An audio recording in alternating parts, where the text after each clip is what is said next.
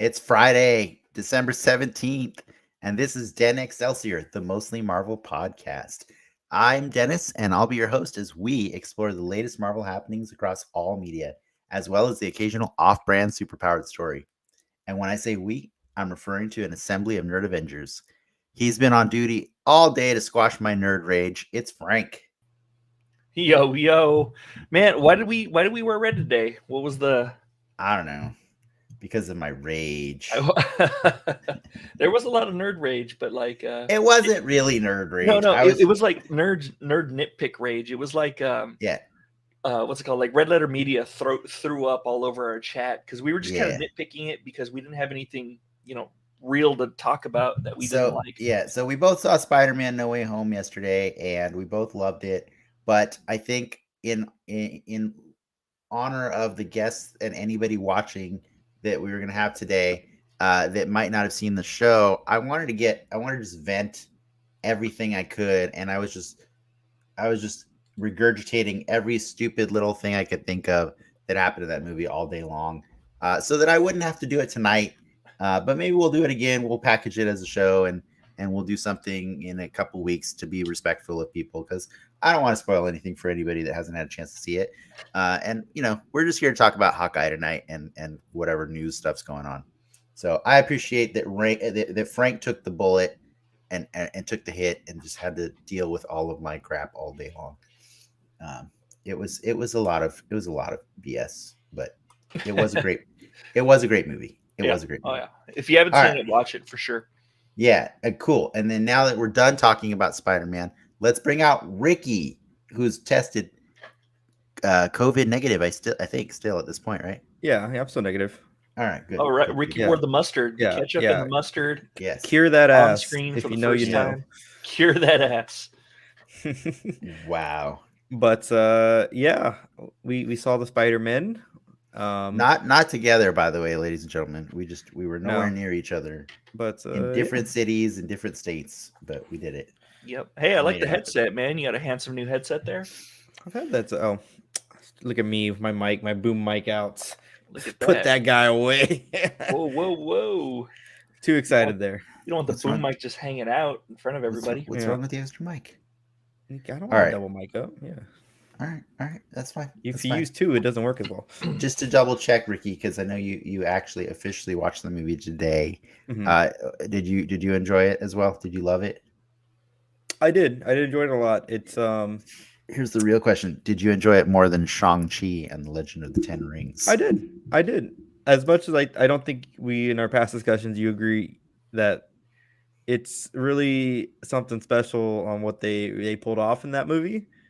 I really, it all paid off. It was pretty remarkable just seeing the things that happened, and just I can only imagine the behind the scenes work that it took to get what happened.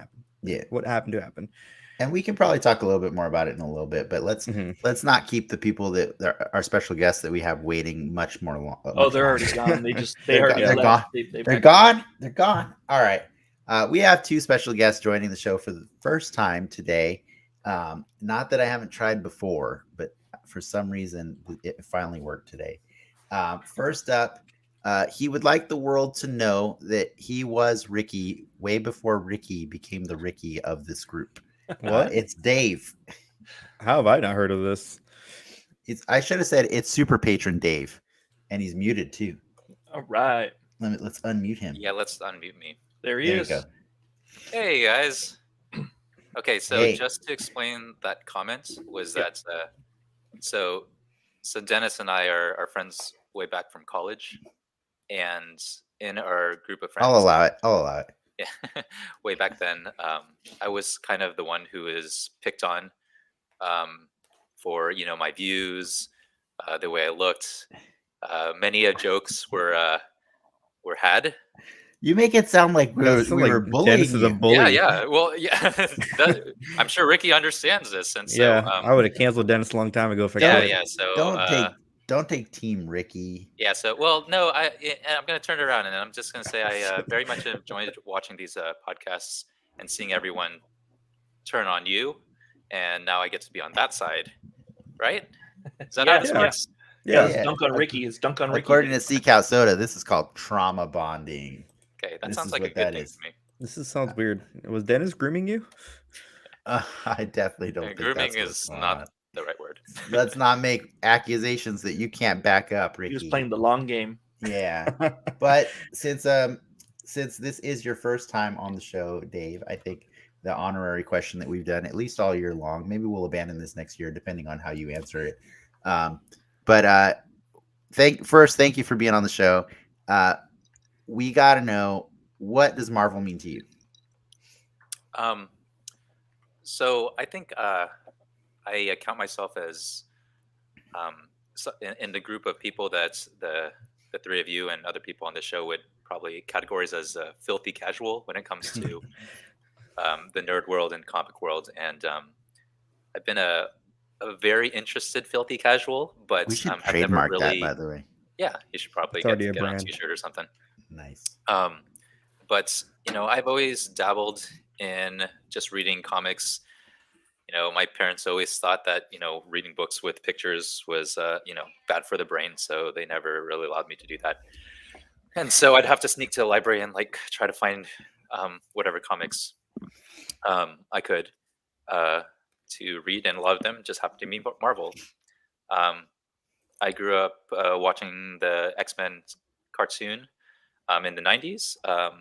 And when the MCU started up, it's like, I know who these characters are. I don't know their stories deep down, but they're super fun. And now it's been 20 years, and I'm trying to figure out what I did with my life.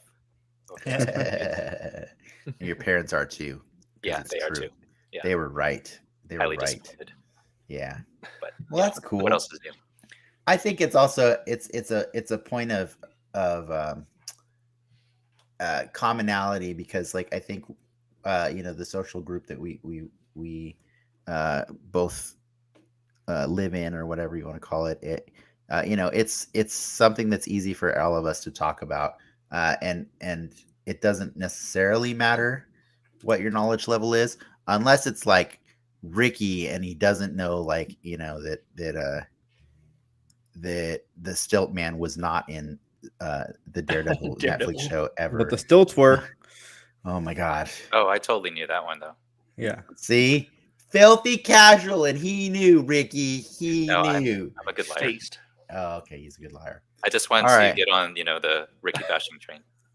Got it. Okay, cool. Well, we do have two guests. We don't happen to have just one, so we should probably get our second guest out here, especially before the inebriation takes complete hold of her. She wanted me to let you know she's a brown belt level Marvel nerd fan, and very important, soup lover. It's Win. Hi. Ricky, you can't judge the guests as soon as they get on. You can't start shaking your head. I can judge soup. Yeah. Yeah, Ricky, when I heard you were like, soup is category C of all food groups, I was like, he just insulted my entire culture. Yeah, I mean, I can't rebuttal that one. I'm not that quick to respond to that one. He said even the best soup is trash tier food. Oh, just if you put all the soup in the world, all the food in the world, I just don't think soup would be number one. Spoken like someone who hasn't had good soup. You know what? I'll admit I haven't tried it. I'm not a big. You can't say these claims if you haven't tried good soup. I can make these claims. You can't. Yeah. It's like commenting on the experience of being a one-legged pirate. You can't, all one-legged pirates are blah blah blah. You can't do that. You can't do it. I saw Pirates of the Caribbean. You saw... I rode the ride. That makes him an expert on being a one-legged pirate. Yep, I like Pirate's Booty. It's a good snack.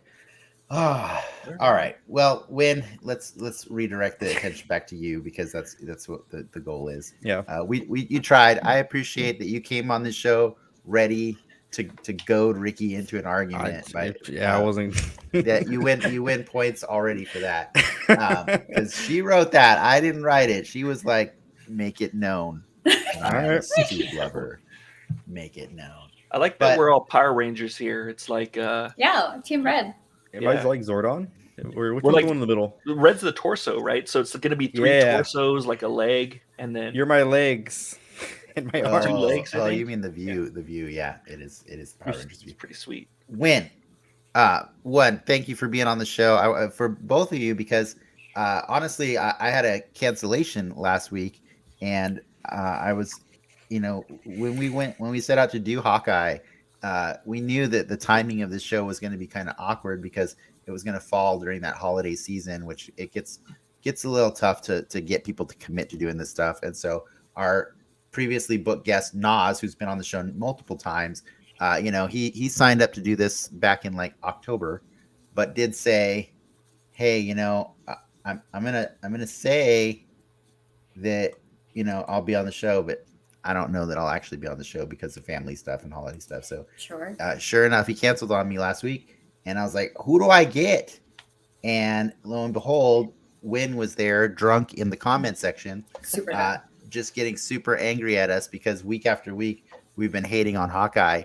And Win is the biggest Hawkeye fan I know. I'm sorry.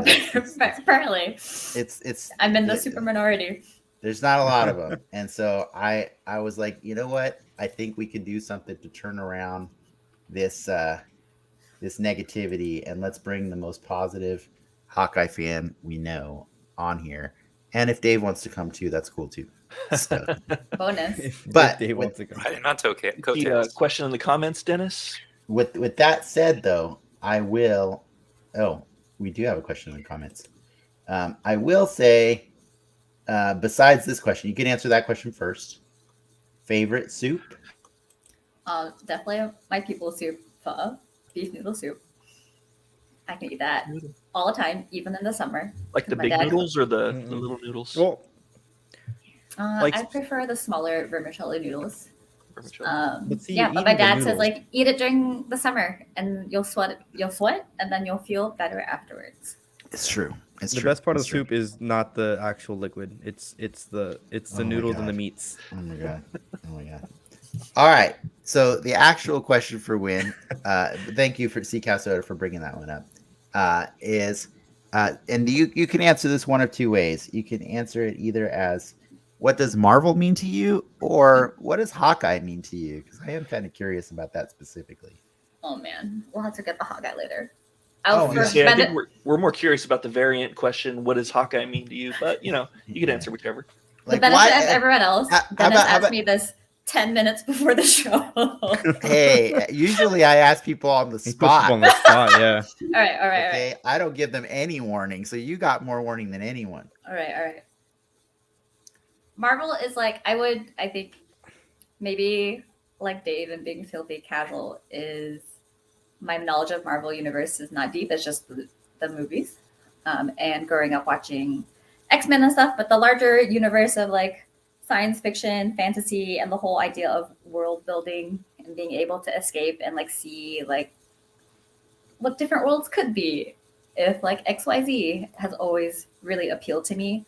I'm also a huge book nerd and reading and the whole Marvel's MCU universe. And, like being like 20 movies in has really helped develop the characters and made me like fall in love even harder with them. And like watching anime, manga, whatever. So that's what the Marvel universe means to me. Why I like Hawkeye. Yeah, I was going to say, give us the second question too. What's not to love? He's like so grumpy. Only has a bow and arrow, wasn't born with superpowers, but is like in it with the game of people born with all these powers who just like go out and be able to whatever, save the world. None of them were born with their powers, by the way. But all right, well, so there's like yes, sure. None of the Avengers were. This, relative. Except for Thor. Thor was. Okay, fair. Fine. Average Joe human carries the bird. Like, he goes into it thinking he he wants to like save the world, like very, very pure intentions, right? Awesome. But like goes really cynical over the end of like 20 years in. He's like, am I doing the right thing? I'm just a weapon. His relationship with Black Widow is like super heartwarming. He's my favorite. It's great. All right. I do have one last follow-up question. What do you see the similarities between Dave and Hawkeye? Does Dave murder people? They're both weapons. They're both weapons. Have to come back to that. All right, fine. Well, I'm glad that you guys both made it on the show, and that we promise we will talk about Hawkeye. But we do have some other formalities and other fun stuff we got to get out of the way first. So I will do this and just let people know. Before we get to episode 5 of Hawkeye, Ricky's going to have some fun nerd news to discuss with us. For those of you joining us live, and I think you already know this, but just for anybody else who doesn't, don't be shy. We'll be checking the comments regularly, and for those of you that can't get enough of us, you should visit us at patreon.com/denxmedia, where you'll find a variety of creative offerings, including early access to our live after show, The Soapbox. Patrons get exclusive access to chat with us, but if that's not your thing, don't worry. We'll be releasing it to the public next week. And Dave and Wynn were nice enough to hang out with us last week on the Soapbox and get really mad about, you need to stop hating on Hawkeye. Wait. And it was pretty funny. Are Dave and Wynn, are they 2 separate Patreon subscribers, or are they sharing an account? They will be soon. Is that a qualification for our appearance on the show?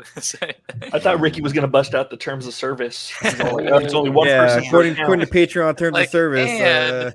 That's all the time we have for Dave. Ricky, don't terminate their service. We need them. Ricky. But I think it's cool that our show's not too hoity-toity to like not have their patrons just come on the show and be like, can you be a guest, because we're really desperate to fill time. To fill this spot. So did not interpret it that way at all. Nah. Yeah, that's good. Appreciate it. Cool. Ricky, are you ready?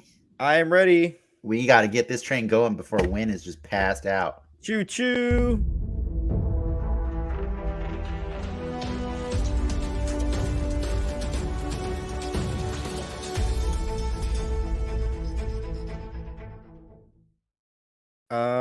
It's a slow news week. Who would have thought the week before Christmas with the Spider-Man movie there wouldn't be that much Marvel news aside from Spider-Man? Well, I mean, Spider-Man came out. That's pretty. Spider-Man came out, yeah. Finally, arguably going to be the biggest movie of the year, and it's only got 2 weeks to collect box office returns. Do you think it'll do it or no? I think it'll probably kill every record ever this entire year. Venom number 2, baby. Venom's not number 2. What is number 2 right now? Is it Shang-Chi? No, number 1 is like this movie called Gangching that's like 900 million worldwide. We're talking about worldwide. Yeah. I'm talking worldwide. No, Venom's not even close. It's like numbered like 10 or something. There's a lot of movies that we don't know about that we don't watch apparently. But yes, a movie a ton of people watched already and a ton of people will continue to watch is of course Spider-Man No Way Home. And on the coattails of this success, it should come with no surprise that Marvel and Sony are actively developing a sequel to Spider-Man No Way Home. Yay! What does that mean, Dennis? That means they're currently developing a sequel. So like years ago when they said we're currently developing a Blade movie, you were like, yeah! But now this time you're like hating on it because you're like, check was cut for that Blade movie. What does that really mean? What does that mean? It means they're making a movie. They're making a 4th movie.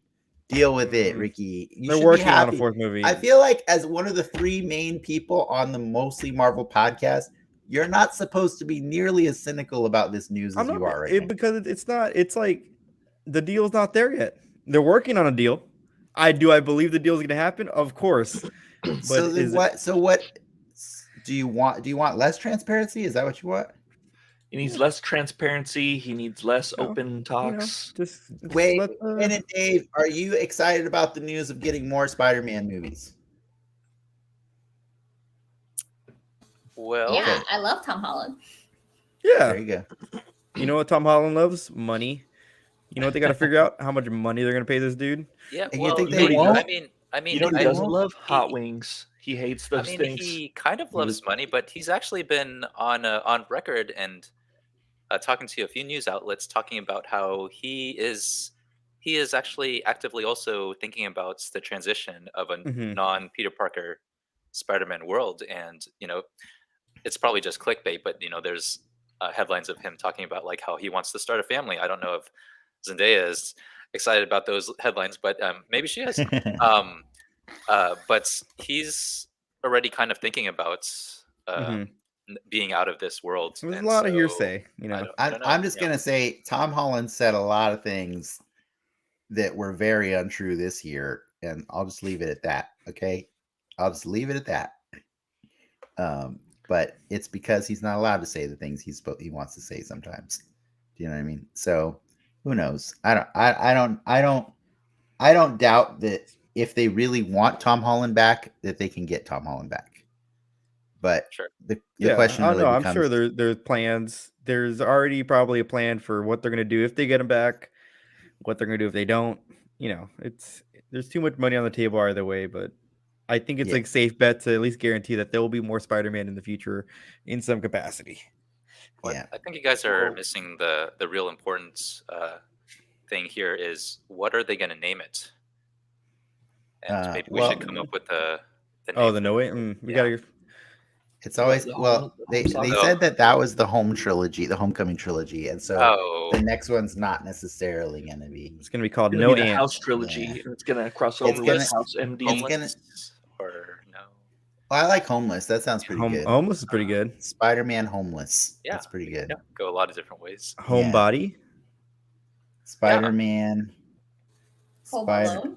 Stuck at home, Home Alone. Spider-Man Home Alone. Oh man! Just merge those two worlds together. Nice. All right, Ricky. What other news you got? Quick, move on. On the Spider-Man train. Woo woo. One of the stingers, actually, the final post-credits teaser for this upcoming Spider-Man movie. Spoilers to some, is in fact a Doctor Strange 2 trailer for Doctor Strange Multiverse of Madness. Very akin to what we saw at the end of Captain America's First Avengers, but a nice little stinger of what's to come next in the MCU, which that is the next thing, right? It's the next movie, but I think it's like in June, right? Something like that. I believe it's like the May slot. June. The Memorial Day, whatever slot they like to grab. But what do you guys think? I mean, I know the trailer hasn't been widely released to everybody. We're guessing. We're guessing they're letting the weekend go by, and then on Monday they'll just release it on YouTube to everybody. I think it's a very vague trailer that's just like multiverse, madness, sorcerers, supreme. Like that's there's not a lot to like. It's very quick. It's maybe like 15-20 seconds long. Yeah, if that. It will be Doctor Strange fighting lots of magical things. The end. It'll be cool. Yeah. What do you think, Frank? I will say this. I'm excited because I had a fear going into Spider-Man No Way Home that Doctor Strange was going to be just as stupid as the trailers made him look, and then I was very happy to find out that the trailers are a lie and he is not as stupid as the trailers made him look. So he's still in a good place on my list of Marvel superheroes here. Those trailers made him look like a fool. They made him look dumb. It was not good. And it's all the way they're edited. It's just it's clever editing to misrepresent Doctor Strange. But when you see him in the movie, you're like, thank God. Like that was the first moment where I like breathed a sigh of relief, and I was like, okay, pour the rest of the movie on me now. Doctor Strange, not stupid. Let's go. So, what? It's funny. It's funny. We were joking, like, do you think we get a Doctor Strange trailer for the end of the year? And I guess in a way we kind of did. So, yeah, in a weird way. In a weird Avengers-y way, we kind of did. Yeah. but whatever, it's fine. If you guys haven't seen it, you're not missing much. You can pretty much imagine what a Doctor Strange trailer looks like. It's lots of that. He does magic. Lots of that. Lots of that. That's what it looks like. Yeah. I think yes. there's a Wong in wax there on, wax somewhere. We There's got like- a little peek at a new character though. There's like aliens. We did. We got a couple new characters. Yeah. Yeah. But one, I think one in particular that you're going to talk about. Rintra? I'll just bring up. Are you talking about Rintra? America Chavez, but I mean. Oh, okay. Yeah. Well, if you want better looks at them, you want to move on to the next piece of news, which also ties into this. Hell yeah! Okay, it's time for my toys. So the reason they wanted to get all the stuff ready to go, and they actually do have a trailer ready to go for him, is because they also started selling the product for Doctor Strange on Thursday. Marketing got to keep moving. Marketing's got to keep that train rolling. So so Hasbro did a live stream, but even before that, they had already put the Doctor Strange wave of Marvel Legends up for pre-order. The Build-A-Figure is Rintra, which is a weird green Minotaur-looking sorcerer guy. That looks like live action-y though, kind of. It is. He's in the trailer. Okay, you see him in the trailer. I did. Okay. I did. I was looking specifically for him because I had already, looked over all these toys a lot. But we can go through each of these really quick so that everybody can see them individually. I know, Dave and Wynn, this might not be your favorite thing, but I like it, and it's cool. And there's I like Doctor the new Strange. suit. Yep. This cool. It's a slightly new suit. This is actually, it's actually more accurate to the comic book. So he's got that weird, like, mystical cross-looking thing on, like, pattern on his uniform. You see it, Frank? Yep. You see the shape, yeah. Then we got our first ever Marvel Legends Wong. Really? This is the first one? Wow. First one ever. Never had. You don't even get like a bald head sculpt too. He was bald in the first movie, right? Asian representation. He might have been. Was he bald in the first movie? He had less hair in the first movie. Maybe, for sure. Whatever. It's fine. It looks like Wong. It looks exactly like him, so I'm not.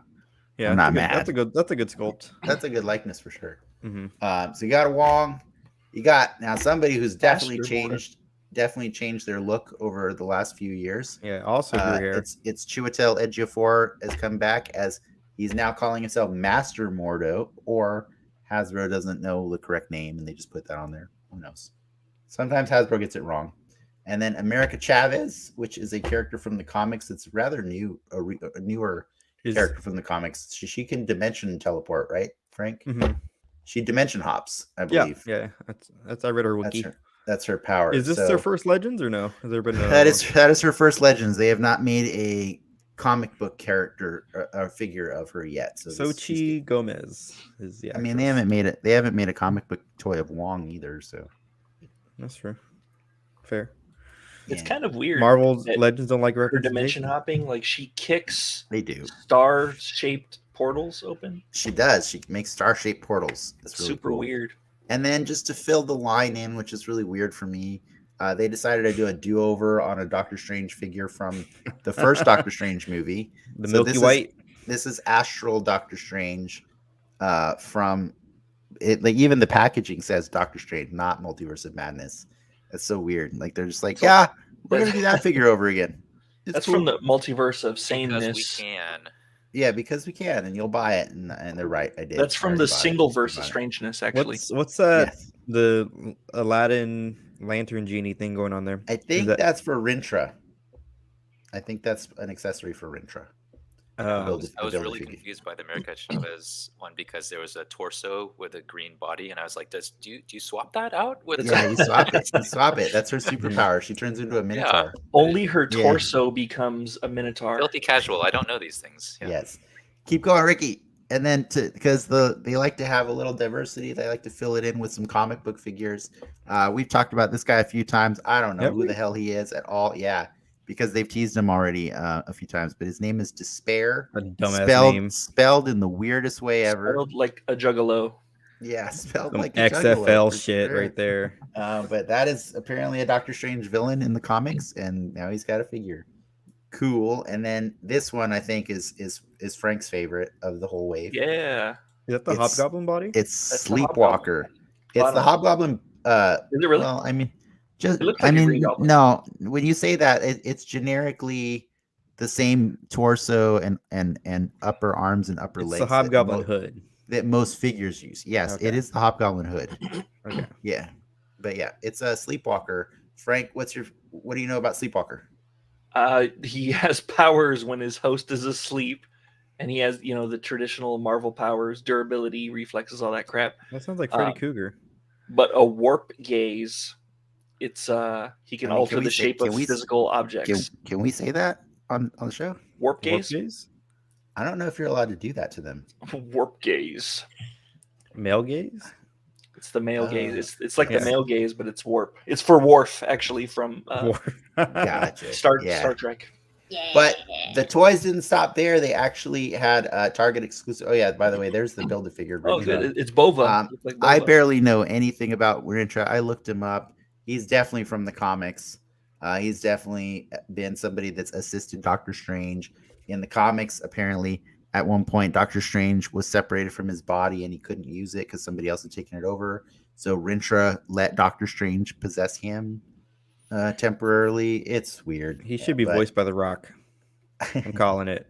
Scoop here. That would be kind of cool. Rock. He is a Brahma Bull looking kind of guy. Yes, so. Chris Rock. A-Rock. Just any Kid Rock. I'll take Kid Rock too. Yeah, Kid Rock would be great. Before we move on to these, Win, what did you think of these characters? I like this Wintra fellow. You like the what? The Green Minotaur. Oh, okay.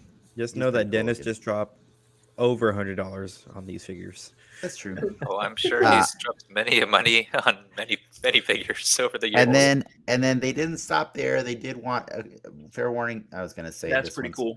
This one's a bit of a spoiler. I don't know what it is, but it's called Defender Strange, and it's an entirely different costume that I have not seen. But he does come with the coolest prop ever. So you can just that's cool. He comes with a teleportation ring behind him, so like you can actually just create like really cool scenes, like from the movies. Cool. I like the slick back hair. This is kind of more akin to his newer comic book look, right? Or no? Kinda, yeah. You're not wrong. You're not wrong. Yeah, it is one of his more modern costumes. Yeah, dolls in general kind of. But this figure is a Target exclusive that went up for pre-order the other day, and then Target didn't want to stop there, so they also had one other pre-order figure that has nothing to do with Doctor Strange and the Multiverse of Madness. It is Ragnarok, a character from the comics from Civil War.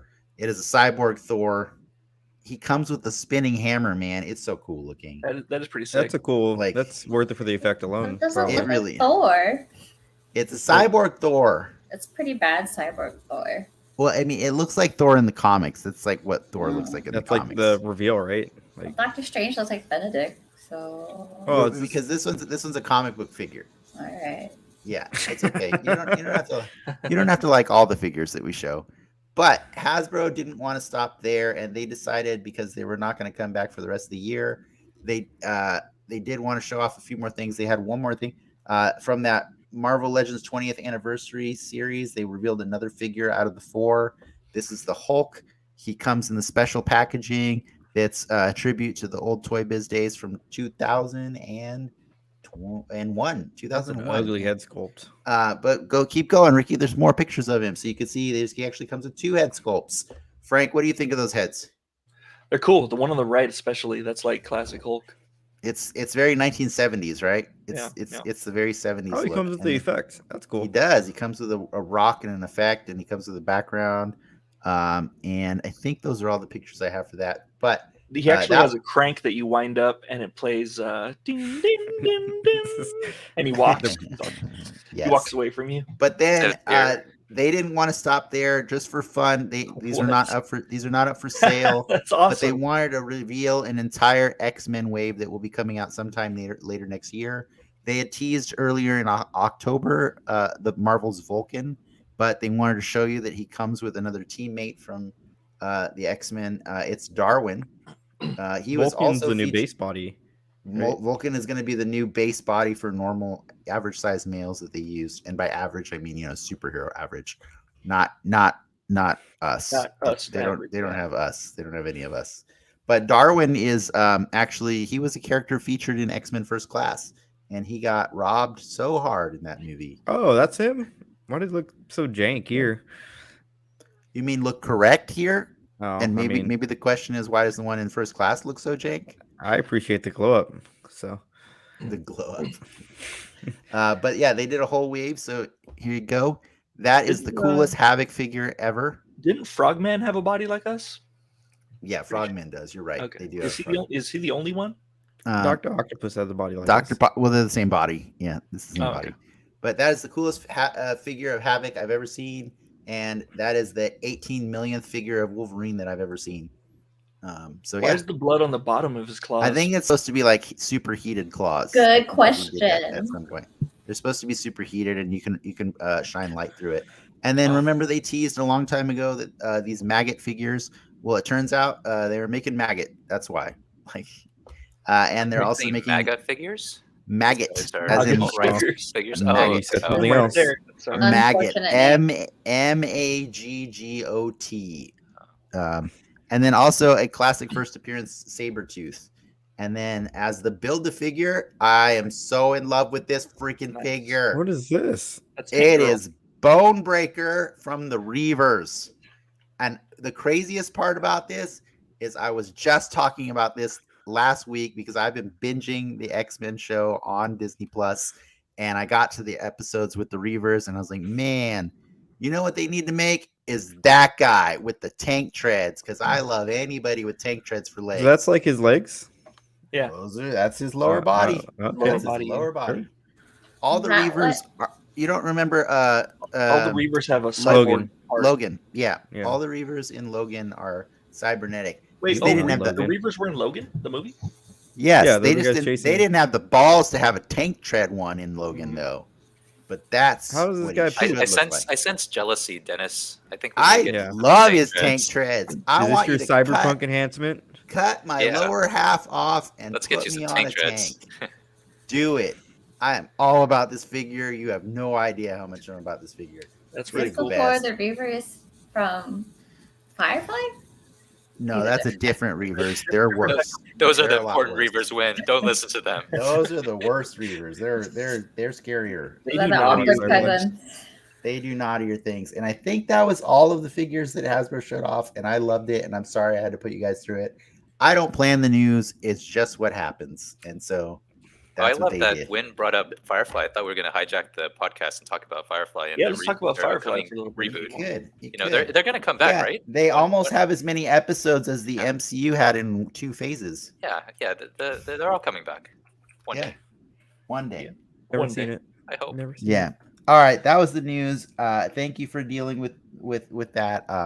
All I know is I want a freaking Bonebreaker all day, every day. He seemed very happy too. He looked very happy. He seemed very happy. And when I get him, he's Dennis live wants here. a backbreaker. You heard it Bonebreaker. Bonebreaker. You don't get those mixed up because when you he might want that too, but not part of the show. Bane's gonna show up to Dennis's house. Ricky ordered a backbreaker for someone. Yeah. The file's rosin. Yeah. Oh my god. All right. I know that Ricky, you weren't nice enough to just plan the news for us. You also planned our game for the week, so let's do this.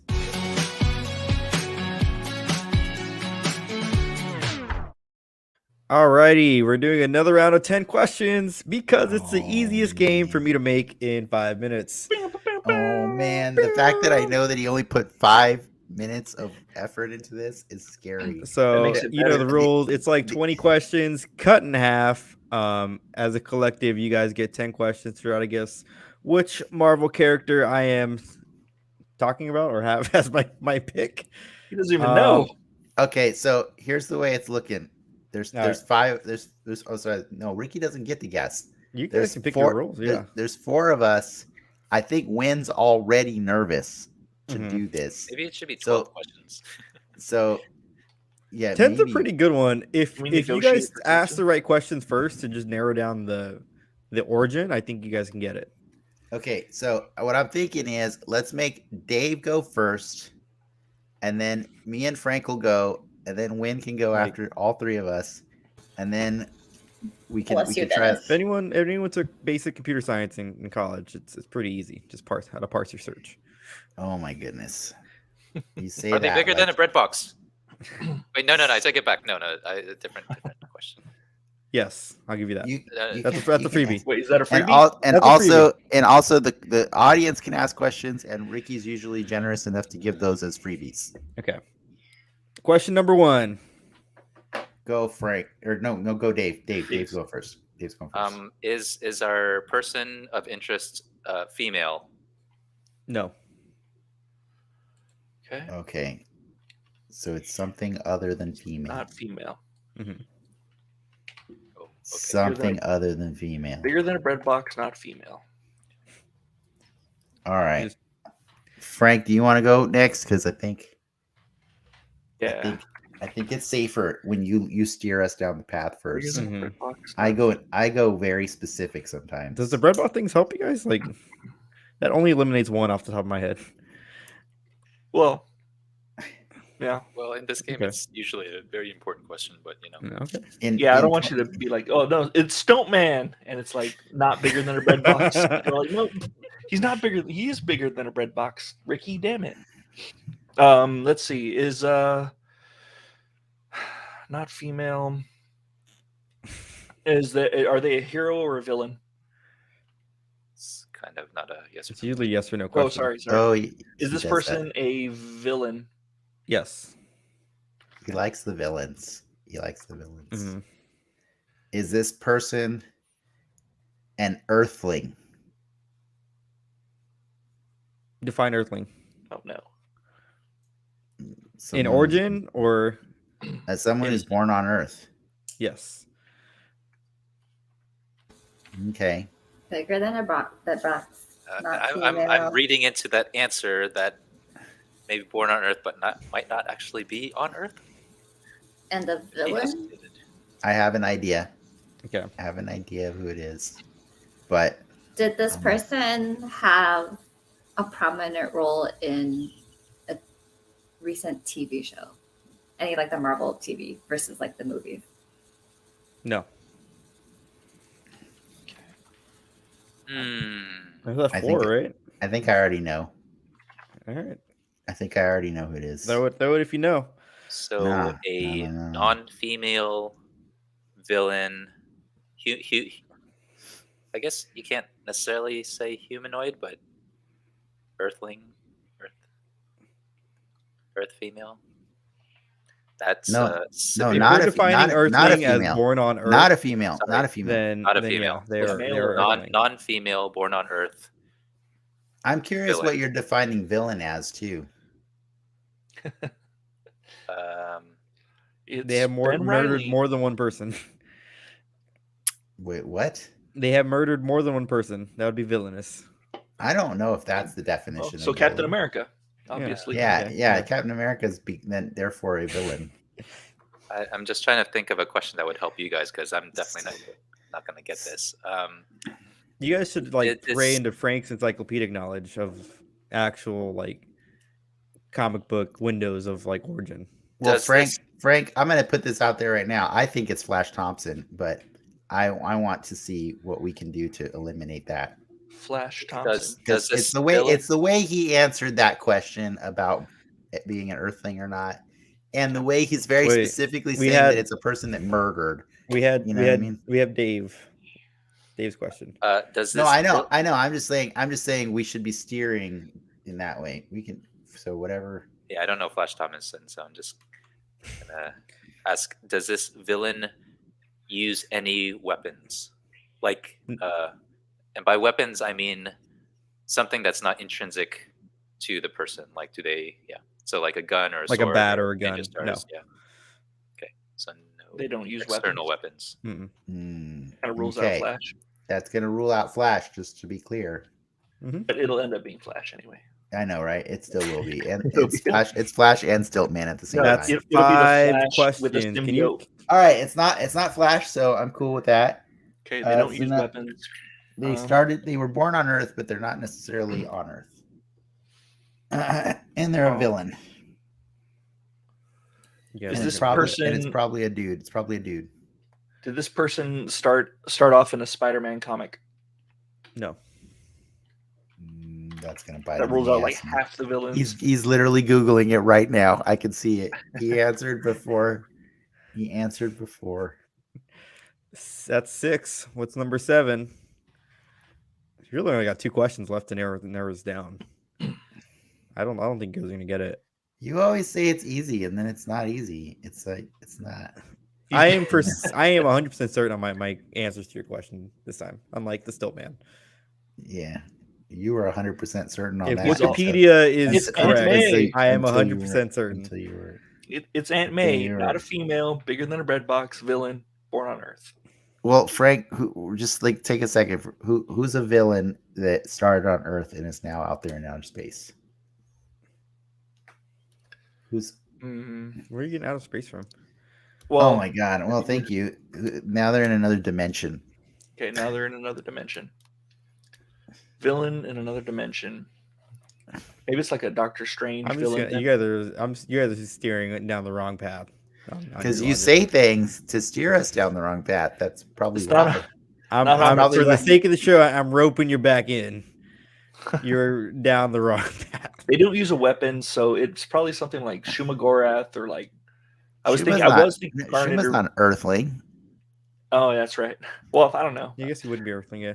Let's put them all just in case. Just in case. Let's not rule out Shumagorath. Is this? Because Stiltman is not on Daredevil. Is this a known villain in an upcoming Marvel movie?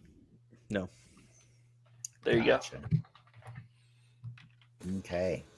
All right, Win. Save it for us. You got to save it for us. We got 2 more, right? Yeah. It... One more before you guess. Oh, yeah. Wait. Can I guess? Ask if it's a person. I don't have any other hints. Yeah, we got 3 more. Win's number 8. When's number 8? Is it Red Skull? No, it's not Red Skull. Not Red Skull. I see where you went there. I don't hate it. Red Skull would have been a good one. Yeah. Is this villain in another dimension, or primarily live in another dimension? No. All right. It's all on Frank. Oh no. We don't get to guess after the last question. Not a known. Usually on the 10th one, you guess. He's a jerk like that. That's how it works. It's 20 by the 20th question. In this case, the 10th. This is only the 10th question. Yeah. Frank, Hail Mary, what you got? Primarily uses born on Earth. Don't act like there's like not 100 options still on the table. They don't use weapons. Well, a lot of them don't use weapons. You know, Hail Mary. On the soapbox, we're going to talk to you about like what is your process of elimination that you would get to this question, this answer. Is it the Juggernaut? You're so close, but no. Oh, man. Wait, is it the Juggernaut, bitch? No. It is. Hold for applause. Toad. Oh, damn. Wow. I thought we were gonna get there because we kind of talked about Marvel Legends earlier, which there's gonna be a Toad figure, and but you made it weird with the space thing. I did. I never said space. I think I said space. You said what? No, you said define Earthling. I was trying to see if you were defining human. No, I said Earthling. Well, he would have been a human. He's human also, just so you know. He is human. I steered us wrong with the space. No, he's a human, Ricky. Don't blame yourself, Dave. We need to blame Ricky. The real question is Toad bigger than a bread box? Ricky, you are a Mexican human. You can be both. You can be both at the same time. I think for clarification's sake, you guys would have been upset if I would have said it's a human, and not the mute, Yeah, I'm just happy he picked an actual villain. So that's true. He did better than he's a villain. Let's praise Ricky for picking an actual villain. He's a villain. Good, he's ugly. good job. He doesn't use weapons. He doesn't. He's a Toad. Good job. I guess you're not a Mexican. You're a Latin villain, but whatever. You know what I meant. Use the term Latinx now. Sure. It's fine. Anyways. It's fine. Okay. Win. I hope you're done eating, or maybe Ricky you're not. wins, and now we have to take donations back for the charity. Ricky, I appreciate that. Yeah. Unfortunately, Toys for Tots will not be getting donations because we failed to get his answer correct. It was going to be a $20,000 donation. What pressure from Win and Dave. Now they owe us money. But now they're off the hook. Yep. No, I'm kidding. There was no money on the line. It's fine. Nope. Don't worry about it. What kind of show you think this is? We can't do that no more. You're kidding. Okay, that's all I heard from that, so that's okay. But I think it's time we do the thing that we promised Win that we would do a little while ago, but you know, we didn't get there. On Hawkeye? I made it. No, we're not going to dump on Hawkeye. We're going to do this. Let's do it, Ricky. Let's go.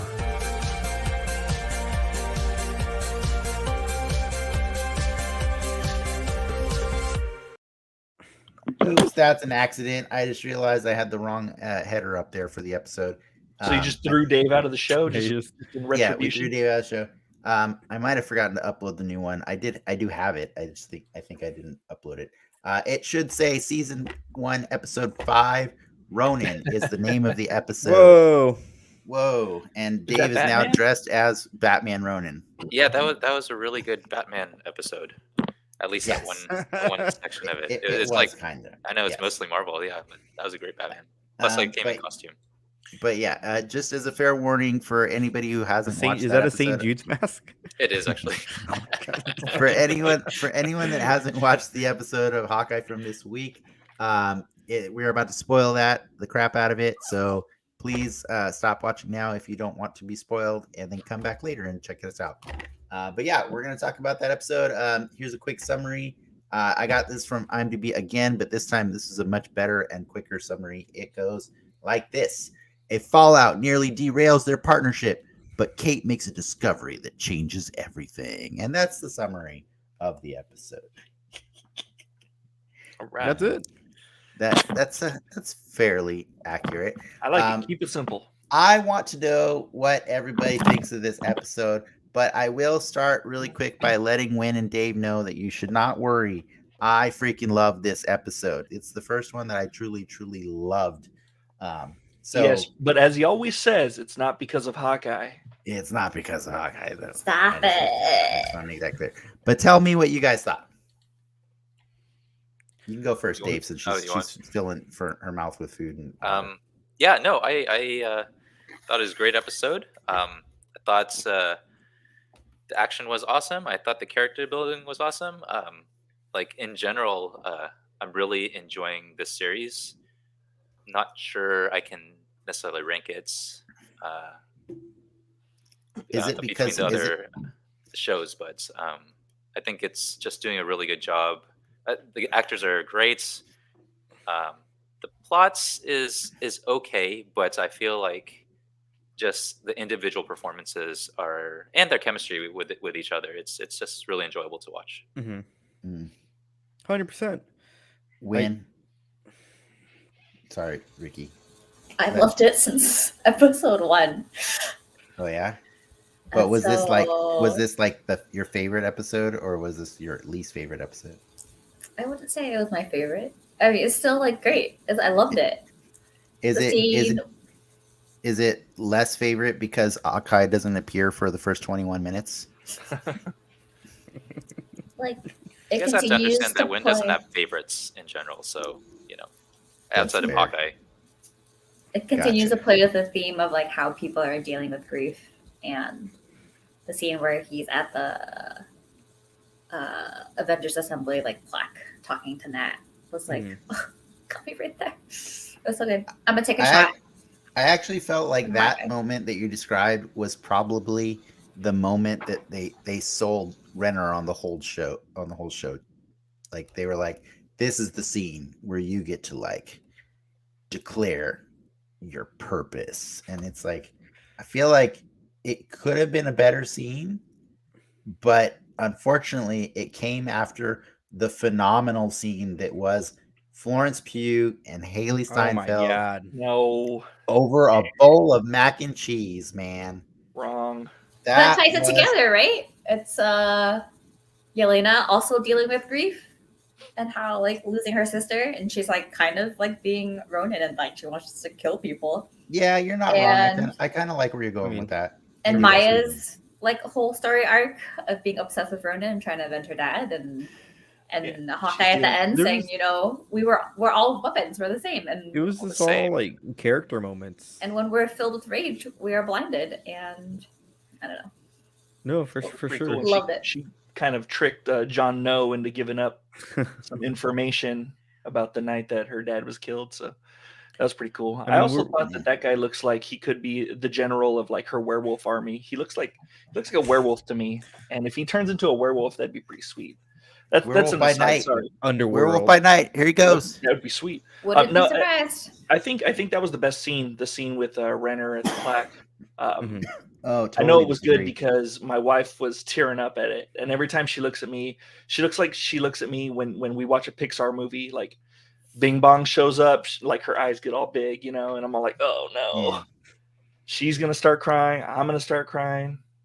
For me, I choked up at the macaroni scene both times. Both times I watched it. Was it because of the sriracha? No, I just thought it was so beautifully acted, and it felt natural. And I learned actually from an interview that there was a lot of improv in that scene. Like the sriracha actually was improv because Florence Pugh loves hot sauce so much. And originally the hot sauce was meant to just be on the table to be the thing that Kate throws at her at the end of the conversation. But that whole thing about, are you done?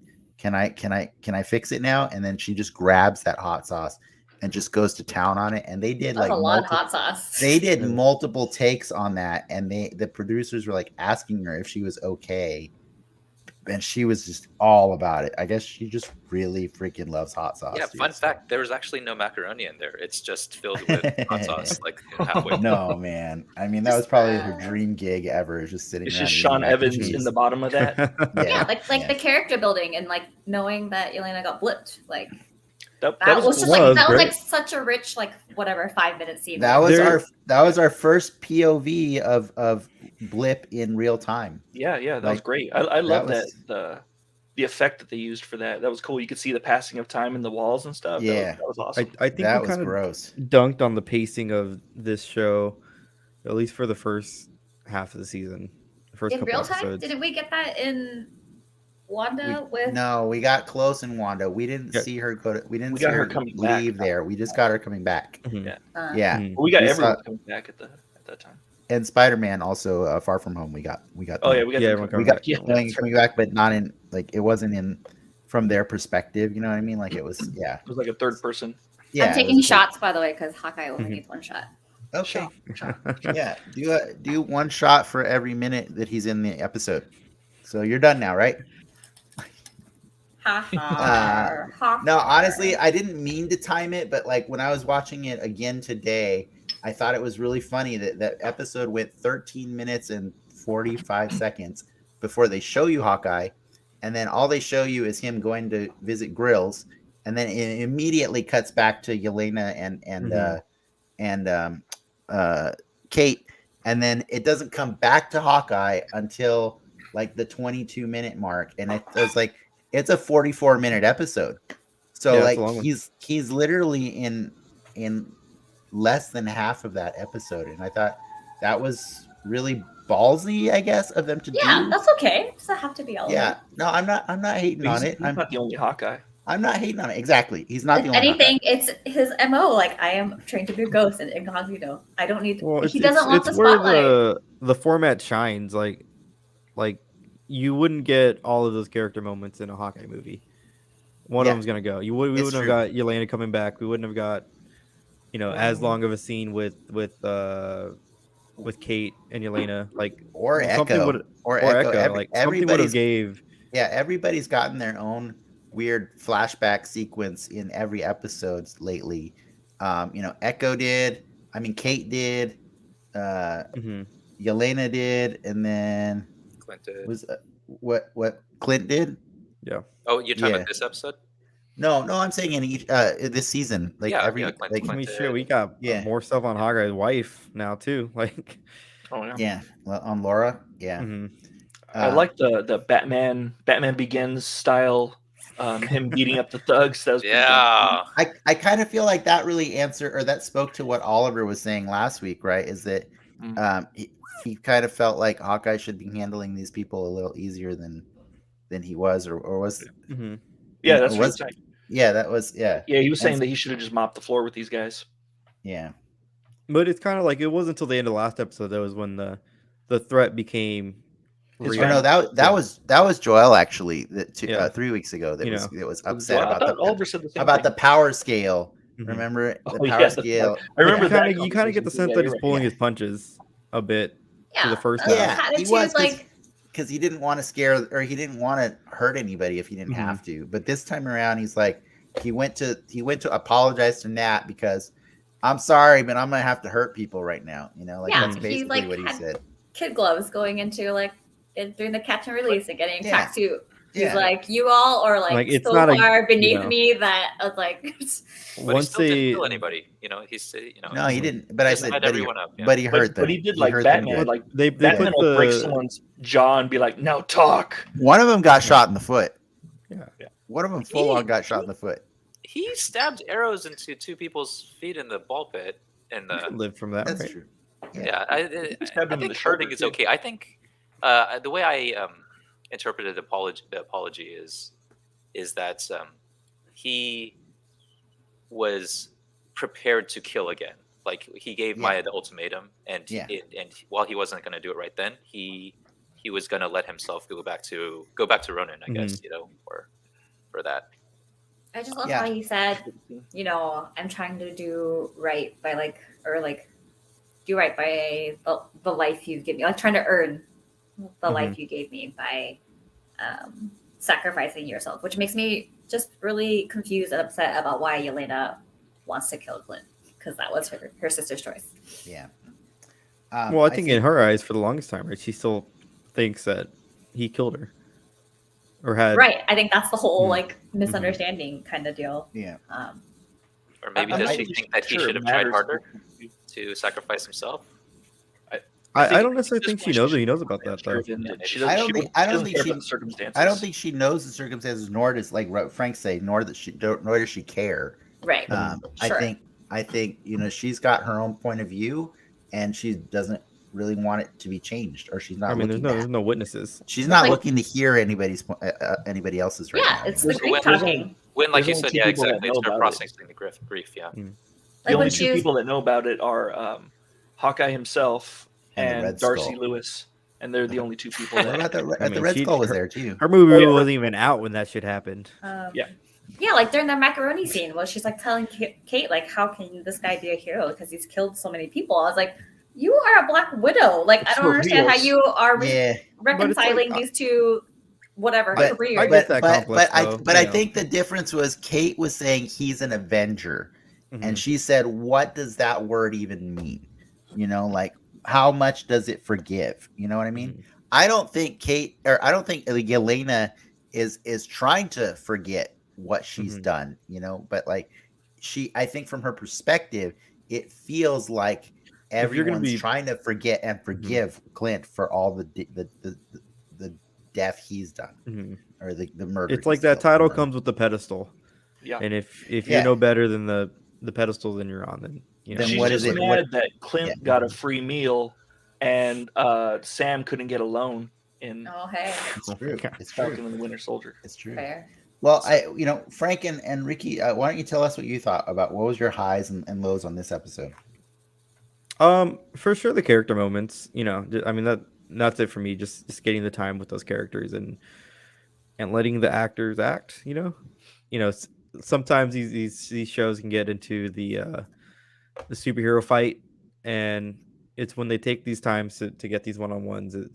It's really cool because you get to see the characters for who they are.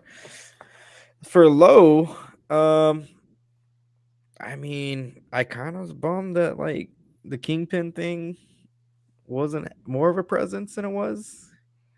I mean, the show's not over. It's not over, but like in terms of this episode, they set it up, and they paid it off in some spec. But I thought as a reminder, the amount of tweets this man has been tweeting, I thought he'd be in it more than one episode. As a reminder, all you wanted for the final episode of Loki was for a random guy named Kang to show up out of nowhere. That's all you wanted. But now, when Kingpin does it, It's not cool. It's not It's cool. only cool. I've seen it. I've already seen it before. Yeah. Okay. Kang and Mephisto. It's only cool when they do it in their respective shows. I still want to know what Frank thought, but really quick, Win and Dave, just to be sure, you did know who Kingpin was when he showed up at the end of the episode, right? So I do because well, I mean, outside of watching Daredevil, the TV show. You watched Spider-Man. Wait. Oh, sorry. So you're talking about at the end of this episode. Yes. Yes. And the reason why I knew this because I've been listening to this show and hearing all the rumors about D'Onofrio tweeting about Hawkeye. So I was sort of expecting it to come, and so. So wait a second. Have you not watched Daredevil on Netflix? No, I have. So I know that he's he also exists as Kingpin. But you're saying, did I specifically know that was Kingpin in the final shot of this episode? Yeah. So yes, I did. But okay. I only know Kingpin as Omelet Guy, because 10 minutes into Daredevil, I turned it off because it was too violent. He was the omelet guy, wasn't he? But I know Dave watched Daredevil, and then he started making French omelets, and I was like, "This is delicious." I was like, "Yeah, there's this like villain who like makes omelets to like opera or whatever." Yeah, possibly one of the most all I know about Kingpin scenes in all of MCU. But you at least like yesterday too. You at least know that he was in. He's previously existed in Daredevil.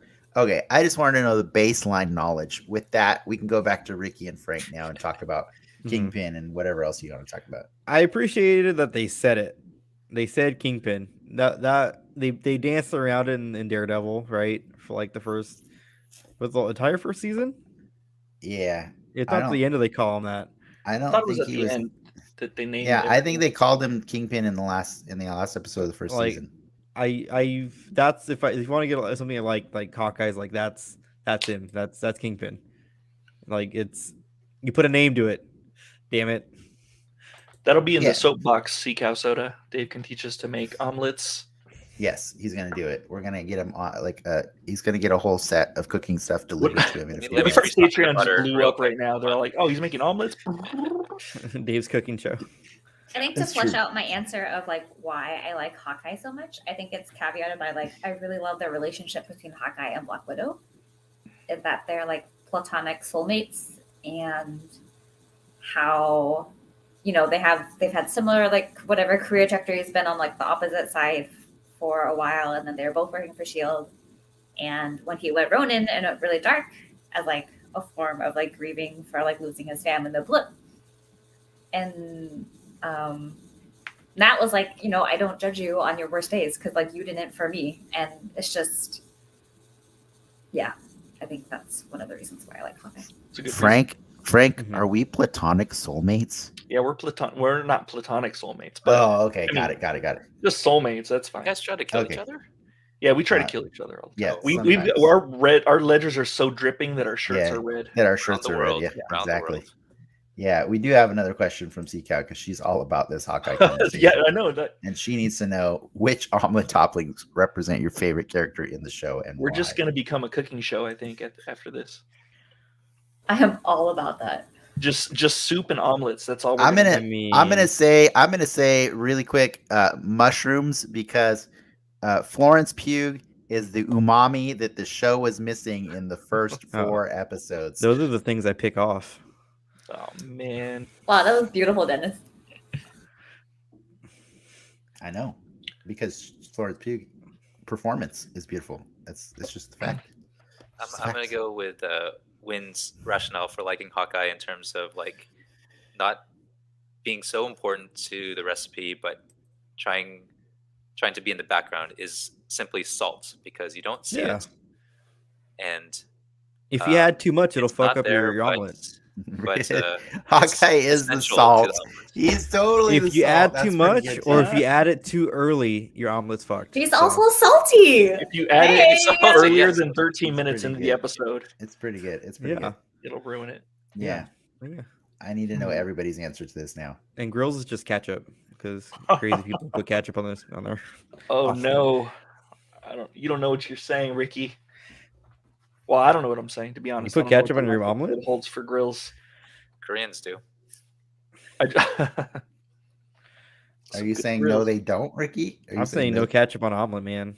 Oh, okay. It's a big thing in Japanese and Korean culture is ketchup and is. omelets. I don't understand Ketchup on it. omelets. I like ketchup on eggs. Or ketchup rice omelet. Oh, it's called omrice. It's a thing. Anyways, Dave's, well, and the cooking part of the show. Hey, you already answered your answer, Dave. We've already evolved to a cooking show. Like the damage is done. Salt as Hawkeye is like the best thing, but I would continue that and say like he also could be milk that's often added to omelets as a hidden ingredient that just makes things better. And when he's not there, it's just less fluffy and less delicious. I would say Kate is the milk because she makes the show fluffy. Or is she the butter? I think she's obvious. Yeah, she's the egg. Yeah, she's like the filling. Okay, that's fair. I guess the egg is the most important part of it. She is the egg. All right, that's fair. Kate is the egg. Kate is the egg. And then that means. Oh man, I know I already gave my answer, but that means Jack Duquesne. He's the eggshells that fall into my milk. No, he's the milk. He's the milk. Because that guy is 100% class act that brightens up that whole show every time. That guy said, "I'll be back in a jiffy" when he got arrested for all kinds of crimes. Man, that guy's the best. That's my just rich. My soulmate agrees. Well, the real soulmate though. No, I was talking about you. Oh yeah. No, I agree. Okay. Frank, what's your topping? My favorite I like bacon. I like a lot of bacon in my topping. Who's the bacon of the show? Probably Maya Lopez is the bacon of the show. She's not necessary to the story. That's pretty good. But she's very when she wins the story. That's pretty good, Frank. Bacon's a good necessary topping. I like that. Can I make ramen? No, bacon is not a necessary topping, but it is a good topping. It's a good topping. And I like the way they handle her disability in that her character isn't defined by it. I love when they do diversity. Yeah, so amazing. But she's not afraid to block a sword with that metal leg. I know. Sure as hell not afraid to block a sword with the metal leg. Dave asked, he's like, does Hawkeye know she has a prosthetic? I was like, he took like a golf club or whatever to it. Like, yes, she knows. She took a sword multiple times to it. I hope he knows she has a prosthetic. I mean, he probably knows he has a prosthetic leg, but like, which one? The one that he keeps hitting with a sword? Like, I'd forgotten.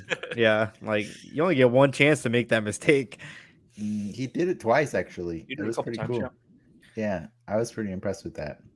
Are we done with this omelet analogy? Can we get back to Can we get back to Hawkeye? What are we talking about? We're talking about. I'm hungry now. I don't know about you guys. Yeah, we got time. I want food right. The next episode is going to be the longest one, which is the finale. The last one. The next episode's 2.5 hours long because it's the actual movie they filmed. No. It's the actual movie they filmed. Nervous because all of you keep conjecturing that Hawkeye is going to die at some point. Yeah. Okay. Cries every time. All right, then let's do some predictions. He has a good chance of dying. Out of all the Avengers, he has a good chance of dying. Updated predictions. Real quick, I had a negative on the show. Yes. One negative. It's my positive is just the same as Ricky, so I'm not going to waste time with that because I do like the character moments. I've always do. But the negative is that they played what's her name? I don't even know her name. Kate's mom. Eleanor. They played Eleanor Rigby as being a villain, and it's Eleanor like pretty Rigby. obvious that she was a villain this entire time. And they played it like a big reveal. Eleanor Rigby. Yeah, it was at least they didn't say. I mean, it was Eleanor all along. Yeah, they didn't make a big song about it. When is having lunch with the Kingpin a bad thing? That's not incriminating. In fairness, I don't know. I've seen articles that are saying that the reveal was actually that Kingpin is the big bad of the season. But I still feel like it is Eleanor because that's the more personal thing, right? You're going with CSI rules too. I guess technically Eleanor is Kate's villain, and Hawkeye has Kingpin to deal with, right? Like that's Hawkeye doesn't want Kingpin to be. He didn't want to deal with it, but he might have to, right? But I think Kingpin's. He don't want that smoke. Yeah. So here's the thing: if it comes down to a face off between Hawkeye and Kingpin, I want more Kingpin. No. But what I don't think actually is going to happen is that I think it's going to come down to a face off between Hawkeye and Yelena. And I think because of his twisted sense of grief and his ability to like blame himself for everything, I think he's gonna at least offer her the chance to kill him. But I don't think she's gonna do it. I think Yelena is better than that. You know what I mean? And I think even though the trajectory right now is she wants to kill him, I believe something's gonna stop her from doing that, because I need Yelena to be better than that. You know what I mean? Like, what gave me hope was him telling that he's like, I'm trying to do right by like, I'm trying to earn like what you gave me. So like he's living on because whatever. But I'm basing this off of the awesomeness that Kate. I think one of my favorite underrated things about this episode was the openness between Kate and Hawkeye about like sharing every little detail that needed to happen. You know, like, so in that car ride, most shows would have like found numerous ways to like prevent Kate from just telling Hawkeye, by the way, I met with that lady, and she's Nat's sister. You know, she gave her the entire thing, so he has time before next episode to process what he wants to do if that face-off occurs. And that's the only reason I think he might actually do the dumb thing and offer himself as a sacrifice, like he did before with Nat, right? And it's an opportunity to showcase again, like his relationship with Nat, like he knew who Yelena was, because it wasn't clear on the rooftop scene if he like recognized who. He just knew it was a Black Widow. But the more I watch the show, the less I think that Hawkeye's going to die, mostly because he's got to give Kate a compound bow and arrow for her Christmas present, and we haven't gotten to Christmas yet. You can die. I don't know if it was a low for me, but I think it was a low for Kate in this like character arc development for this episode. Is the lack of hot sauce on her mac and cheese? Is like seeing the other side of what it means to be a superhero and like understanding the words that Hawkeye has been telling her, like whatever episodes 1 through 4, because like it's something she's like always wanted to do. Yeah, and it's just like she's growing as a character arc. Yeah, no, as much as I love Florence Pugh, Kate's arc on this whole episode, this whole show, is the best part of the show for sure.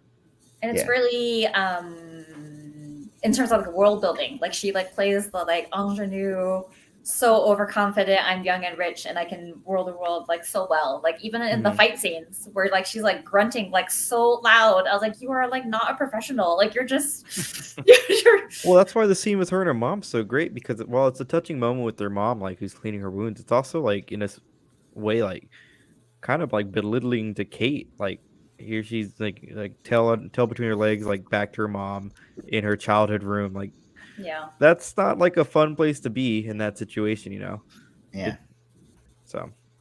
But she's learning. That's what I appreciate. I appreciate that she is getting beat up a little bit. It's kind of like you heard it here first. I don't know. Do you guys watch Arcane, Dave? Wynn? I've only watched the one episode so far. Well, you've seen enough. Like Legends show. It's the main girl in Arcane. She's a fighter and she's shown to be tough, but she does take a few punches in the face. She's also Hawkeye. But she's basically Hawkeye. Yeah, she's the same actress though. Oh, is she? Yeah, that's right. No, she is. It's the same actress. It's Kate. It's the same actress. Yeah. Haley Steinfeld.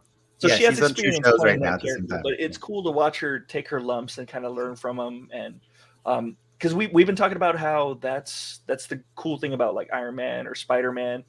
They get beat in a certain way and then they kind of learn from it. But they do it on a more micro level than like someone like Iron Man, who changes his titanium plating he cheat codes his way out of the next fight. He spends $1 billion on another suit. Yeah, he'll spend $1 billion on a suit that counters some threat. You know, before like when he was fighting Thanos, he had like a metal shield, and then if you notice the next time you see him, he has a plasma like energy shield. So like it's just kind of things like that. But where he has money to throw at shields, they kind of like they might dodge or they might do like a different move or shoot an arrow. Whereas Hawkeye's like, I need to get my arrows back. Yes. Yes. Exactly. So yeah, they learn from their mistakes, but in different ways, and I appreciate that. And I don't feel like Jeremy Renner has too much more to learn. So That's hopefully true. he doesn't. I hope he doesn't die, but he's kind of killing off of Hawkeye. He's kind of completed his arc for the most part. Stop it. I think he has. There's another Hawkeye. I mean, There's another Hawkeye.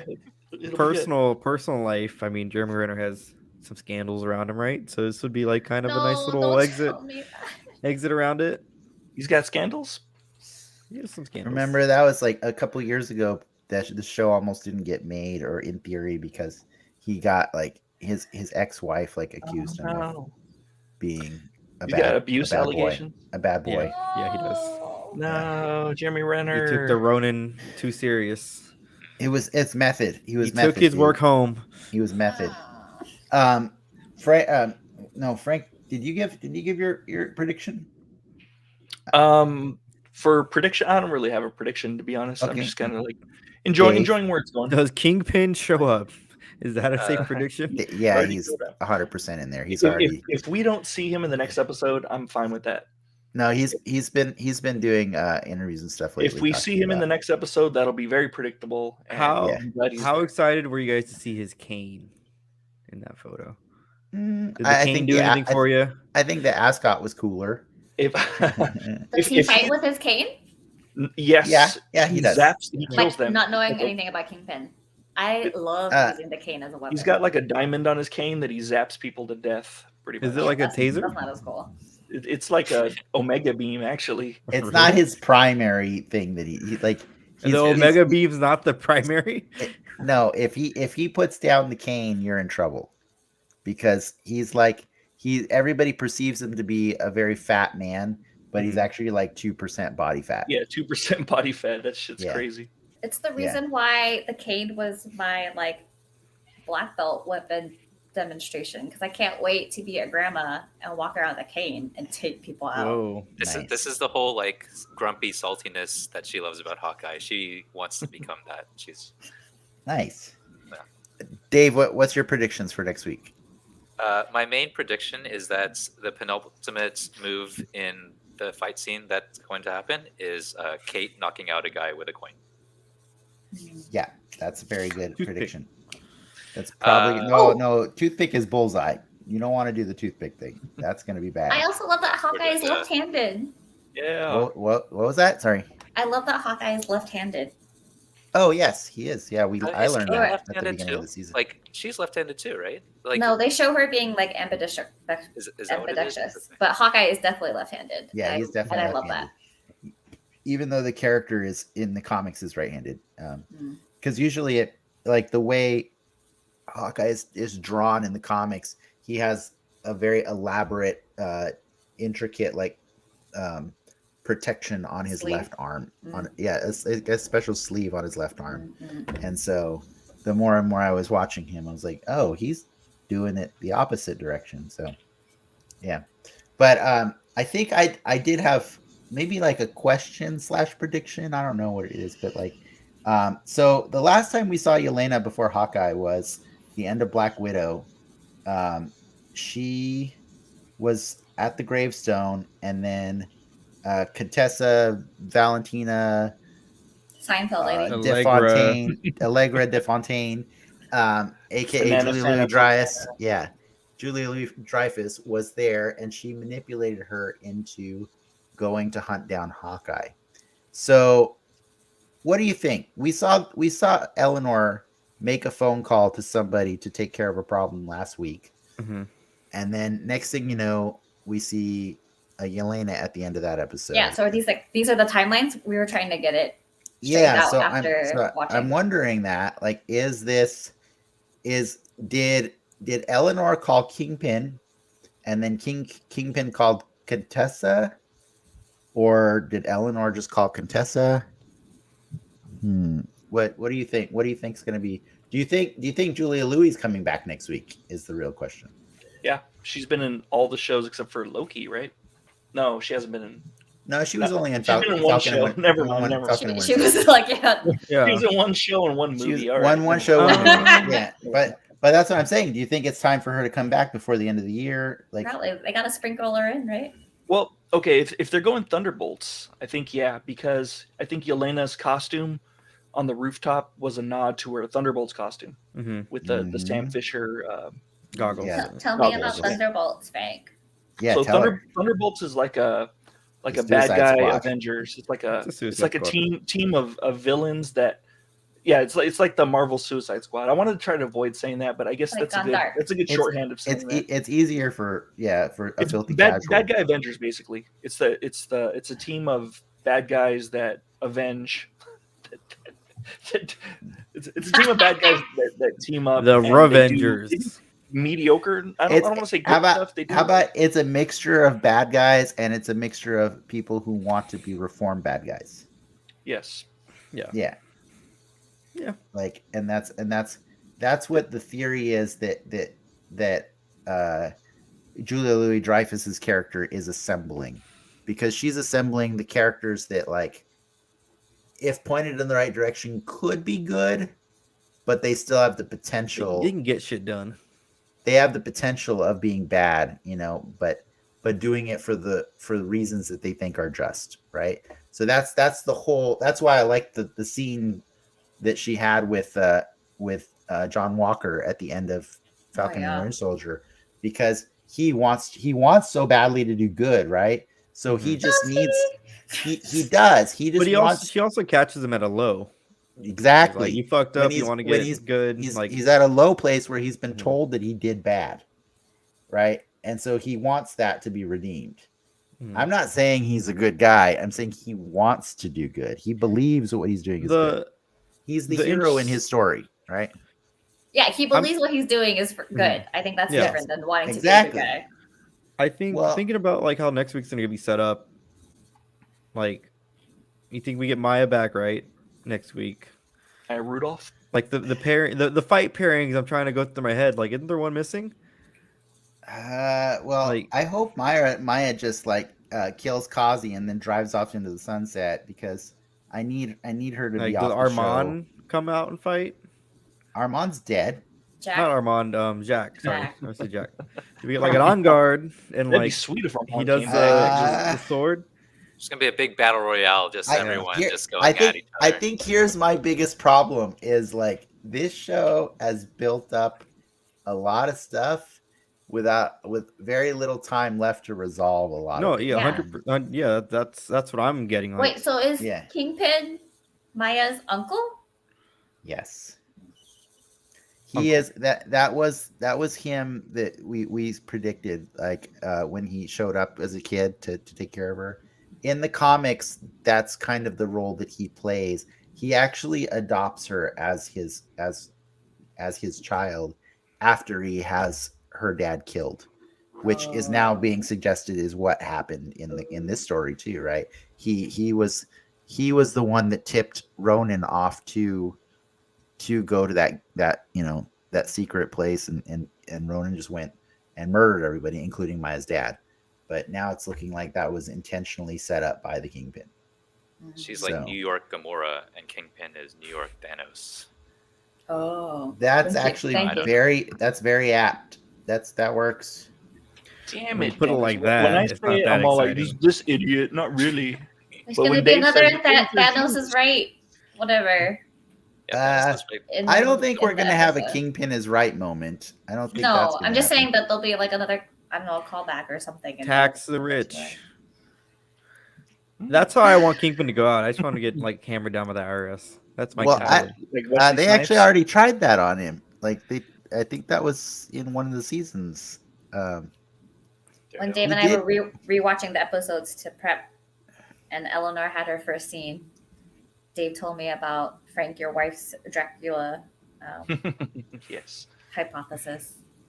That's her hypothesis for everything. If anyone even looks like a Dracula, she's all like, "Oh, they're the bad guy," and she's like 90% right all the time. I mean, yeah. Yeah. It sounds like we're wrapping up, but can I just pick out can I mention a few like little Easter egg things that maybe you guys caught, but I really enjoyed? Yeah, we weren't done wrapping up. Oh, You just decided. No, we're going on for another hour. I don't know. I'm just like, Wynn's still awake. Wynn's still awake, so we're going. So that's miraculously. So I noticed that during the Avengers plaque scene, did you guys hear the music in the background? The Vormir music, right? It's the same music that they. That music has actually been played earlier in the show too. Wait, the what music? The Vormir, the Soul Stone. Yeah. And that whole theme of them fighting on the mountaintop. Yeah. The music was played 2 episodes ago when he was telling Kate about the best shot he didn't take. About the best shot he didn't take. Yeah. They've been playing that scene throughout the show. Yeah. What else? Do you guys know what the car dealership was named? Oh, I saw it. Fat Man. Fat Man. Right? Yeah.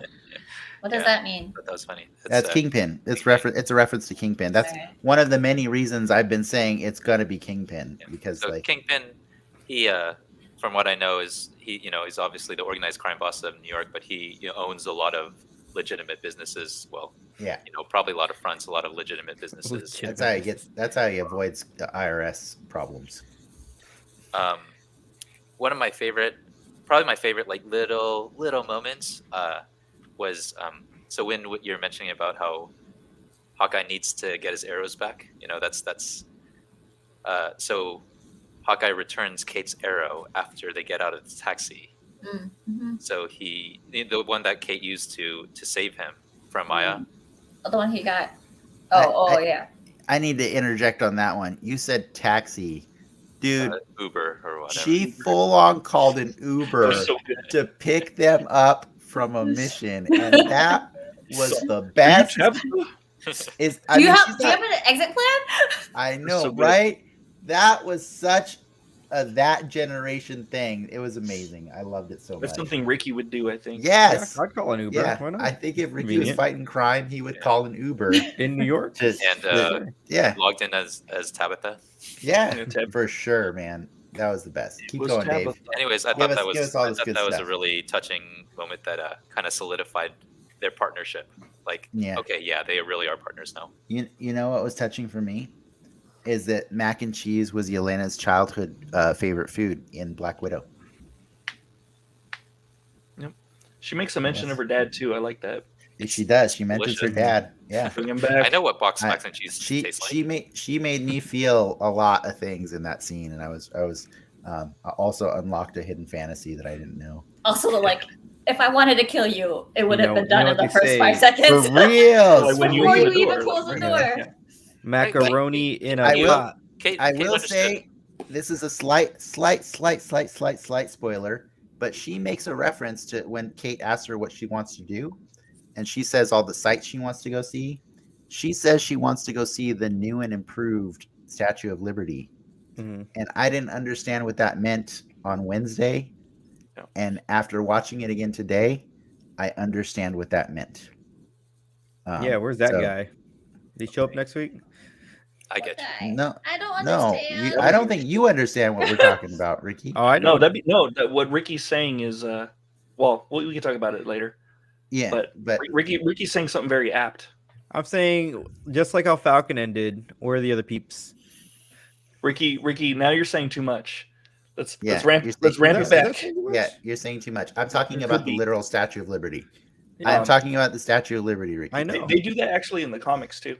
In the I think I'm interpreting this correctly. So, okay, Dennis, thanks for not elaborating more on this. We got to ramp Ricky back. It's cool. It's cool. Stop it, Ricky. Just stop. Just stop. Hold Sentinel. Okay, last thing I want to mention was that in the post-credit scene, Win really likes watching post-credits. She wants to give credit to all the people who worked on movies and TV shows. But at the end of the colorful part, you see the silhouette of Kingpin. Was it in there? Okay, because I know D'Onofrio tweeted that picture, but I didn't realize it was actually there in the last episode. Like someone who didn't watch the post-credit. Yeah, it says Hawkeye, and then you see. No, I know what the picture looks like. Yeah, I didn't notice it in the credits. In purple. I let the credits run to see if there's something after, but if I don't hear anything, I'm not staying. I'm not staying. We're reading the names. I like that they played the Grinch song, that was really cool. And Run DMC's Christmas and all this. I have absolutely loved their choice of Christmas music every episode. So random. It is the best. I mean, it's just all the hits just placed in the right spot, right? I mean, I don't know if I'd call it all the hits because they played C-3PO last week. I was gonna say, I don't know if the right spot is correct. It's not all the hits. It's not all the hits. C-3PO1. The C-3PO from the Star Wars Christmas special. He sings a stupid song. Bells, Bells, Bells, and they played that while he was hanging out. If you own it, right? Might as well. While he's Costs hanging out with nothing. the LARPers. By the way, the first time you see Hawkeye in this episode, what does he do? Goes to visit a LARPer again. Oh my god! Like this, mean, can't. What are our LARPer predictions? They already gave him the costumes and they still haven't worn them yet. I don't know. Like, you better get back the bombshell bag. Oh, part of the battle that's royale. a reference to a character. Oh, is it? If we're talking Christmas music, are they dropping the coin for All I Want for Christmas in the next episode? No. Or I Want a Hippopotamus for Christmas? No, wait, they already did that one, I think. No, they're not doing All I Want for Christmas because that's not. It's not. Yeah, I don't think that lady don't need no more money from that song. Exactly. She doesn't need help. I think Anthony Daniels need the money more than Mariah Carey does. He use the money. He's cutting checks from that. Yeah, he is. Did you know more fun facts, Dave? I mean, those were the ones that I was proud of picking up. I have a fun fact, and it's funny because like about 18 different people put this on IMDb, all in their own different ways. But this episode marks the first time crossover of a Netflix Marvel to Marvel Studio property. It does not mark the last one, but it marks the first one. I don't know what that means, Dennis. Tell me. Because Kingpin. Because up until Wednesday, Netflix, all of their Marvel shows have existed in their own little pocket universe that resembled the MCU and has been called the MCU, but they've never done anything to actually validate them in the larger MCU stories. They kind of talk about it in Office. There's MCU stuff in those shows, but not the other way around. But not the other way around. Exactly. They've never done that until the Kingpin. So Vincent D'Onofrio is the first official crossover character to come from Netflix into and that. Next universe is going to be Charlie Cox with Daredevil. Yeah, right. I wasn't. Yeah, maybe. So. Daredevil's my favorite. Yeah. I love Ben Affleck. Ben Affleck is amazing. Yeah. Jennifer Gardner back as Elektra. Yeah. Jennifer Gardner. Oh man. I don't know if this is the week you want to say Ben Affleck is amazing, Frank. Bring back Michael Clark Duncan. Yes, bring him back. We can bring back Armand. We can bring back Michael Clark Duncan. Yeah. We have the technology. The interesting thing that I didn't even really think about it, but like the first 3 minutes of this episode takes place simultaneously with Avengers Infinity War. Wait, this episode? Of the episode we watched of Hawkeye. I thought you were talking about while she's going there to rescue one of her sisters, literally the Avengers are fighting Thanos in Wakanda. Yeah. Because the snap. Right at that moment. And then in the bathroom it dissolves to smoke, and then and then the moment after that is literally overlapping Endgame. So the Avengers are saving the world. They're losing the battle and then saving the world all in that moment. Wait, they haven't saved the world yet. It's the Hulk that snaps everyone back. Sorry, they saved the world like 20 minutes later. You're right. 20 minutes later, yeah. You're right. Or 30 actually. She's probably taking a dump or getting some food. It was like 30. It was like 30 minutes later. Yeah, you're right. It was 20. It was 20 movie minutes because like the whole battle was done in like 5 minutes.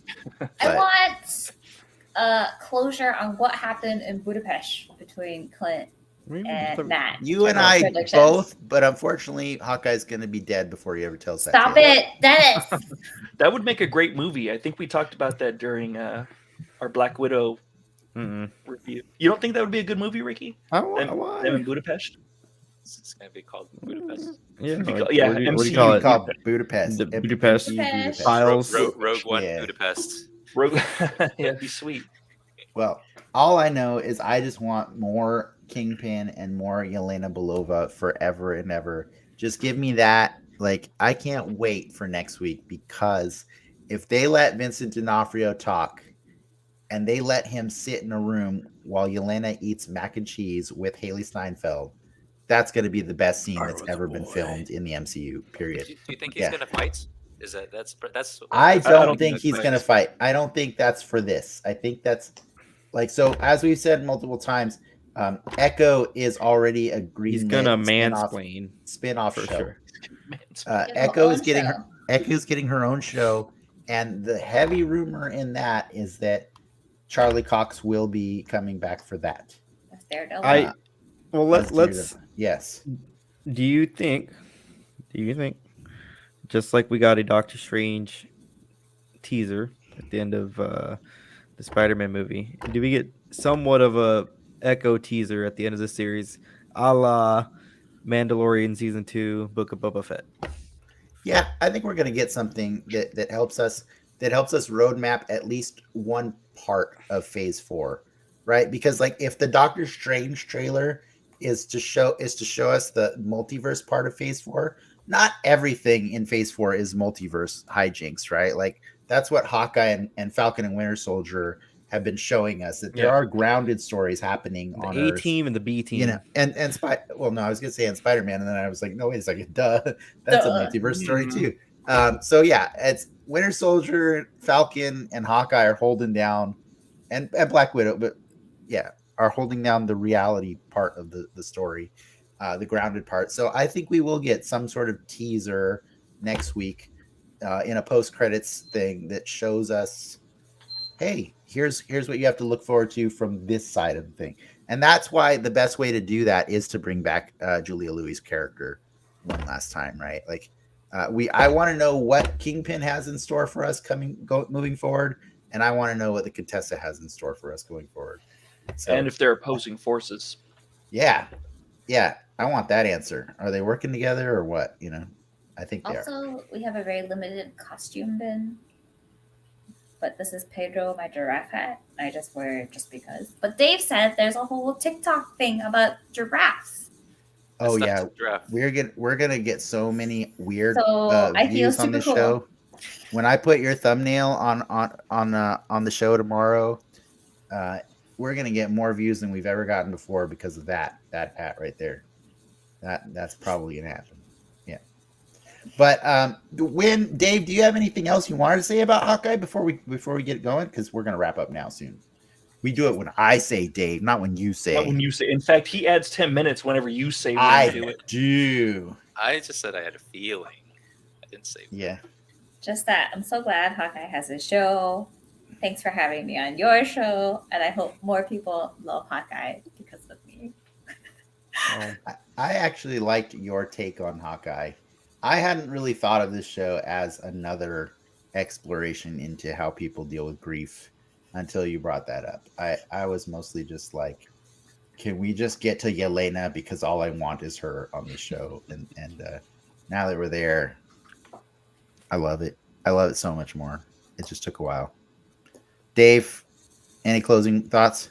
Oh, I love Hawkeye because she loves Hawkeye, so I'm gonna just her words are a good way to close it. Okay. All right, cool. Well, then I guess it is time to wrap things up, true believers. Another one in the box. I made it. We're going to do... I'm so proud of myself. We're going to say be sure to tune in on Christmas Eve when we discuss the finale of Hawkeye. We're still talking about whether or not we're going to do that live or if it's going to be a weird pre-recorded show. But we will do a show for you guys to talk about that finale, because how can we not? We have to talk about that show. And thanks to Dave and Win and Ricky and Frank for nerding out with me tonight. Feel free to take a moment to let people know where they can find you if you want them to find you. If you don't, just say pass. Pass. Okay. Yeah, you can all find me on Strava. If you search for David Kim, you should be able to find me really easily. I just work out in one of these metropolitan cities in the United States. Really easy to find. You know what, everybody? I'll just give you his address later. Yeah, we're just gonna put it on the soapbox. Yeah, we're just gonna put Strava. that. Do our Patreon to find out where Dave lives. Strava is the Heat app, right? It's the It's the workout app. You can find me on DenX Media at Facebook, Instagram, YouTube, Twitch, TikTok. What am I missing? Ricky, Twitter. Lots of places. Patreon. And Patreon, right? You can find us on Patreon. RedTube. And, Patreon. and I will be putting up a lot more stuff there soon because I'm going to have a little bit more free time. But at a minimum, we have our soapbox episodes, which we're about to go do right now, which is really just us hanging out. as friends do, and just talking about whatever, no script. It's going to get loose. It's going to get wild. We promise to not spoil Spider-Man for Dave. Too much. But yeah. And then I guess thanks to our patrons, including Dave, for supporting our growth, and to our audience for tuning in. If you had fun, Frank, what could they do? Smash that like button and subscribe and sign up for our Patreon. Wow, but how do they smash the like button? Like what? Smash that like button like my expectations were smashed on Spider-Man. Whoa. Nice. That's pretty impressive. Was that good or Good bad? smash. I don't know. I think that's good. I think that's good. I think Open Frank to and interpretation. I think Frank and I tried to go in with low expectations, and I think it helped. So yeah, that way you can't be disappointed. I'm still not positive. I don't understand why it's enjoyed slow. it. I think I enjoyed it, but I don't know if it was a good movie. I think I know I enjoyed it though.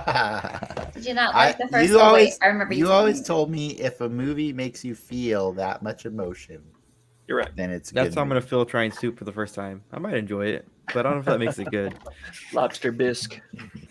Soup for the first time. This guy. Oh my goodness. Ramen, Ricky. All right. Ramen. With that, I think we gotta go. So thanks for watching Dead Excelsior. See you next time. Enough said.